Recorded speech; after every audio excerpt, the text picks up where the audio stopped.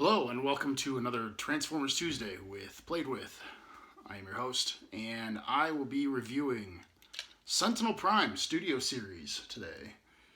He is a beefy guy. I've got a pretty big head and he's almost as big as me, so, it's pretty awesome. I don't know about you guys, but the Rosenbauer Panther 6x6, 6x6 fire truck that he transforms into is one of the coolest looking fire trucks ever made. And that is predominantly the reason why he wound up getting so much love, because I don't know if you guys remember much about the movies, but he was a horrible leader. Basically was willing to sacrifice all the humans in order to save Cybertron, bring it back to Earth, and recolonize the entire place. It's bad. He's bad. He was not a good guy. He wound up being an antagonist, and he died. Yeah, I mean, even that kind of ridiculousness is not supported by Megatron. Megatron does not ship that. He is firmly against that kind of behavior. I don't know if you guys are familiar with the other Sentinel Prime that got released a couple of years ago. The Titans Return figure. I really like it a lot. Didn't really know too much about Sentinel Prime at the time. I just knew him from the movies, and this one did not go over very well in the toy lines. They never made a really big figure of him, and for the most part, the smaller ones were just kind of eh. I never got my hands on any of them after seeing some reviews of them, and I was really pumped about this one. I was really hoping that the transformation would be really cool, and it is. He is an exceptionally cool figure. I'm not, as always, I've told you guys, I'm not a huge fan of the Michael Bay faces. They're off by a little bit. It's okay. I mean, that compared to the classic, stylization of robots that don't need to look like humans, because that's not what they are. The rest of his body, his feet, all the areas, his little side pauldrons, those aren't pauldrons, those are skirt armor. I can never remember the name of those.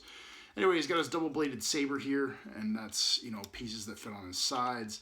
It's got molding up and down it, and you can see that this character is just absolutely decked out in molding, as is always the case with the Studio Series stuff. I'm really happy about that. I love looking over this guy in detail, and there's a lot of hidden little gems, up here in the front. He's got little wires and whatnot that come from the transformation that happens in the movie of his windshield. Little step ladders here on the bottoms, and it's kind of neat overall. One of the things that I kind of don't like, though, is that his back is supposed to be a pair of sort of glider wings, or like, I don't know what they are, but they don't curve, they don't taper the same way that the ones in the movies do. And when they sit back here, it's like a lot of kibble, industry terminology. And he's already got a butt pack, which is the actual windshield, so that actually bumps out. He's got some junk in the trunk, and then he packs another solid layer on top of his junk in the trunk. So anyway, for $30 here in the US, I strongly recommend getting him. He's a fun little action-packed item to transform. The only downsides are that he is not the same relative size to the other counterparts. I was really hoping with like the KSI Sentry, which is so much more small than it should be compared to some of the other vehicles. The scaling doesn't really work out. The Rosenbauer is supposed to be something like 30 something feet long, which is very long. But these are 15 to 18, and at half the size, this thing is still 3/4 of the size of him at least. So the scaling's all right, but let's get into the transformation. For the most part, before we do that, let me show you something that I found that you guys might think is kind of cool. Let me see if I've got this correct. He can store his weapons in the place where they are supposed to be stored on the vehicle, but they have to be taken off while he's transforming in order to be able to do his transformation. But it's kind of neat that you can store them here because when you're looking at his weapons and you're trying to think of like where they're supposed to go, it doesn't really make much sense that they would stick out all the time. But he's got little pegs underneath. It should situate easier in there. Maybe I'm pointing it the wrong way. But yeah, I am pointing it the wrong way.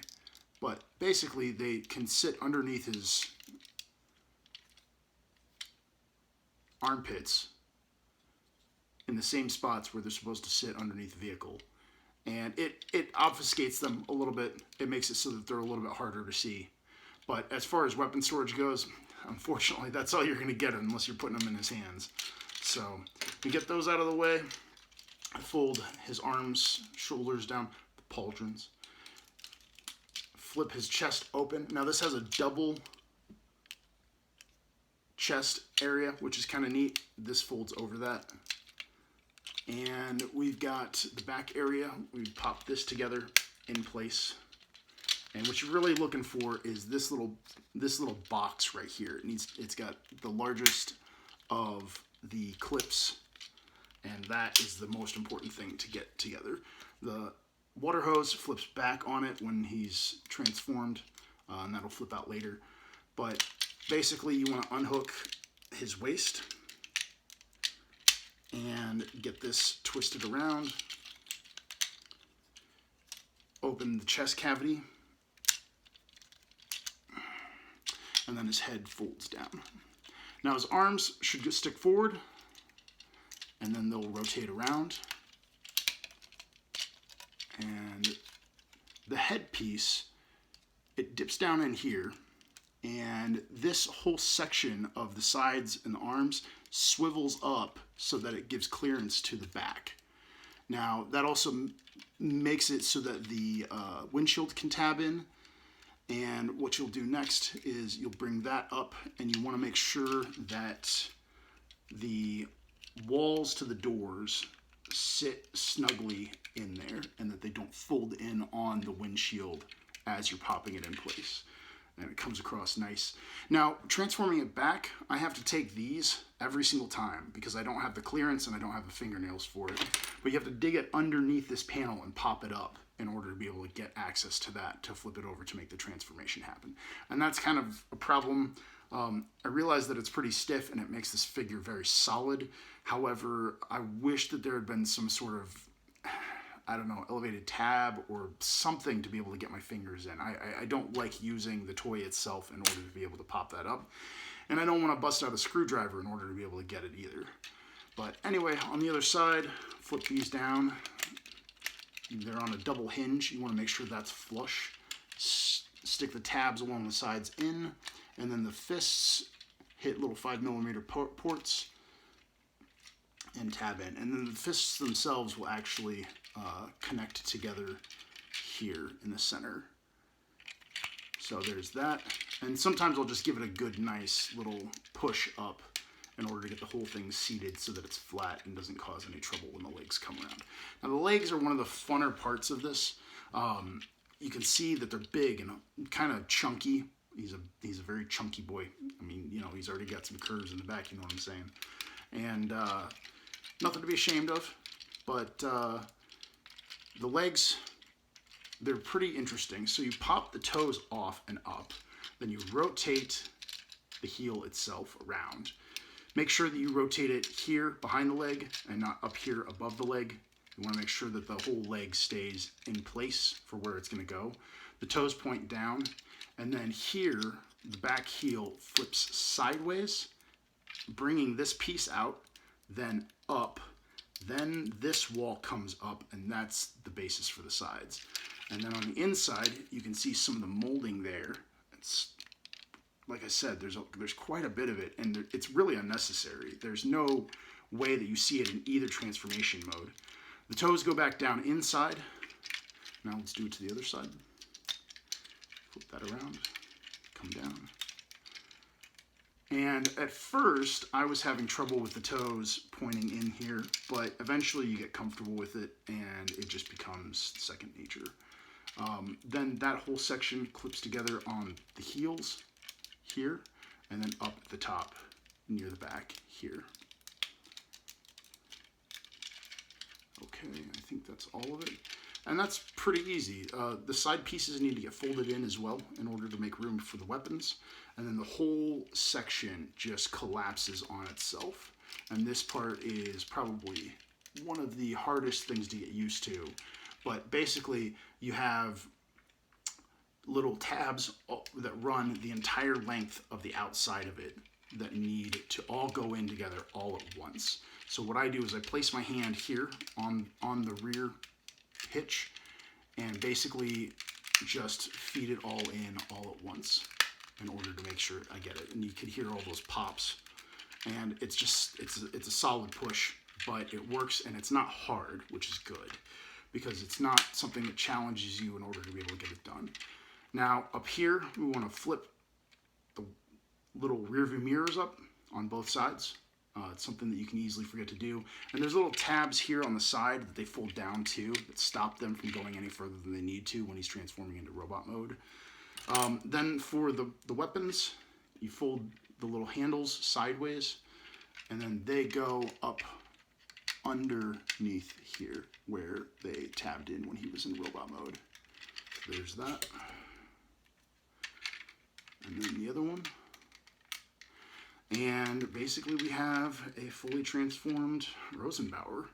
That thing looks incredible. I am just, it makes me want to go fight fighters.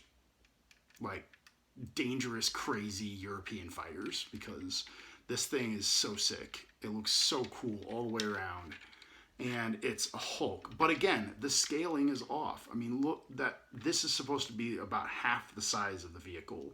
And it's, you know, creeping up end to end pretty close, you know. But this extends up. You can aim it up into the air, and that's pretty neat. Folding it back, I'm trying to fold it in. It doesn't really do much in the way of that. But it makes it so that he looks like he can, you know, be incognito. The windshield itself doesn't open in on any seats or anything. It's all his head up in there. But they've tinted the glass so that it's a little bit darker. The little side windows are the same. And it creates a cool aesthetic that I like. Nothing else is really posable about the figure. There's no other features to it except for molding itself. And that's fine. I can get behind it. But it is unfortunate because if they created this as one more size up, I firmly would have been behind that. You can see here that there's these tabs for the chest section that it folds over on later, and that's there. You know, there's a couple of them here and there throughout the figure, little bumpy things that are sort of bits and odds and ends that keep him from being completely obvious as just a Rosenbauer, but I like the figure a lot, and despite the fact that I hated the character in the movie, honestly, it was the character that basically set me on the path for not liking the Michael Bay films at all. And again, I've said it before, I own all of them, and I've watched them many times to my own chagrin, because back in the day, they were some of the best films, but now we have a catalog much greater and much better than that, so we don't have to go back to the old Dark of the Moon shit show that was. I mean, it's unfortunate, but that's the truth, is that the best thing about those movies wound up being the late stage toys. So anyway, I hope you guys enjoyed the review, and if you're a fan of big, hunky, chunky Transformers like I am, then go out and get yourself one, because this guy, he's still pretty available, he's still pretty easy to get.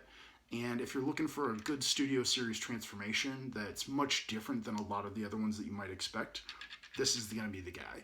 He's absolutely a delight to transform, and as I've said in previous videos, the harder it gets, the better it is, and I will give him a solid C for overall aesthetics, but I will give him an A+ for transformation, for sure. But anyway, I hope you guys enjoyed the video, and I'll catch you guys next time.